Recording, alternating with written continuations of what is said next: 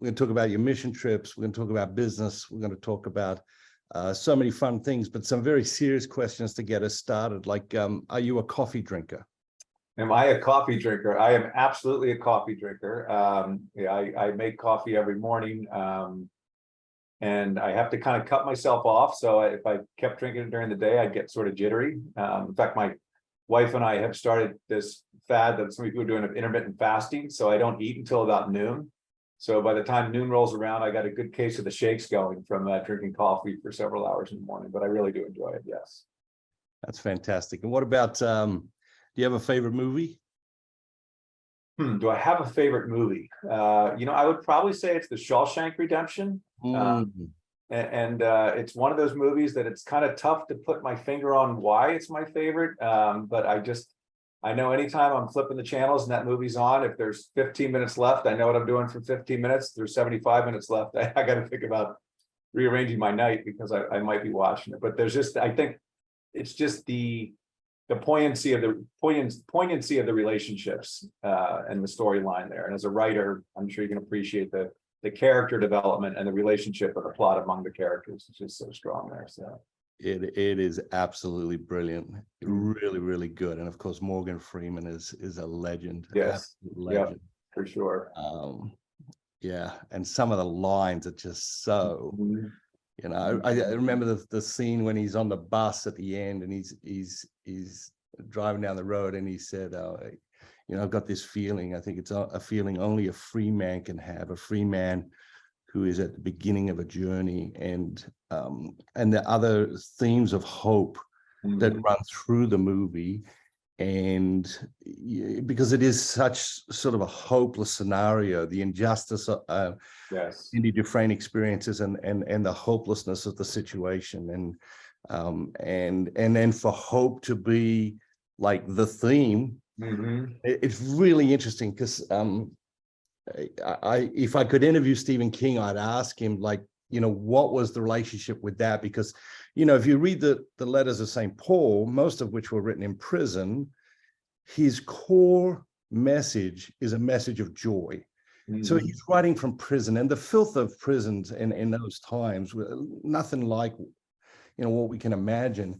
And then for the core message to be joy in the midst of that is really fascinating to me. So, yeah. All right, great movie. It's a good indication that many of us have a long way to go in our faith journey. So to get to that point. Very true. What about favorite foods? Favorite foods. Well, I like to smoke different foods like ribs and brisket and pulled pork and things like that. So and typically they're involved with some kind of a fun summer day and summer gathering. So I'd say any kind of a smoked meat like that would be a favorite food. So fantastic. Yeah. All right. Well, let's get back to the other topics for discussion. You grew up Christian, but you converted to Catholicism in your adult life. You talk about the idea of being a little C Catholic or an upper C Catholic and a lower C Catholic. What does that mean? Sure. Yeah. No, and it's it's something that has kind of just jumped into my head and jumped into my heart. So yeah, I was born and raised in the Episcopalian Church and married a Catholic, and we just celebrated 25 years last year, and we have 3 children who were raised in Catholic. Actually, my wife's uncle married us. He was a priest in a monastery here at Villanova University.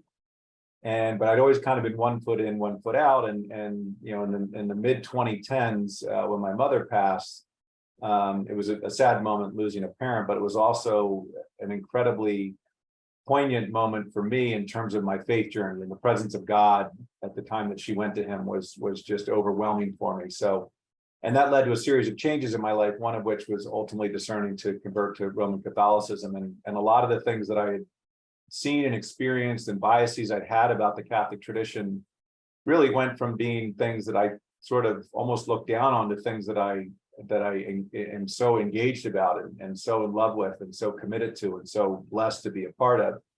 So this idea of uppercase C, so I'm an uppercase C Roman Catholic, and very committed to the depth of the faith and just continuing to explore it. And kind of I'm a convert Catholic relative to cradle Catholics, and the cradle Catholics sometimes are like, dude, can you calm down a little bit? Like, your enthusiasm here, but then I also, back to the unvarnished faith, I'm also a lowercase c universal Catholic Christian, as we say in the creed. So Catholic, in its meaning of universality.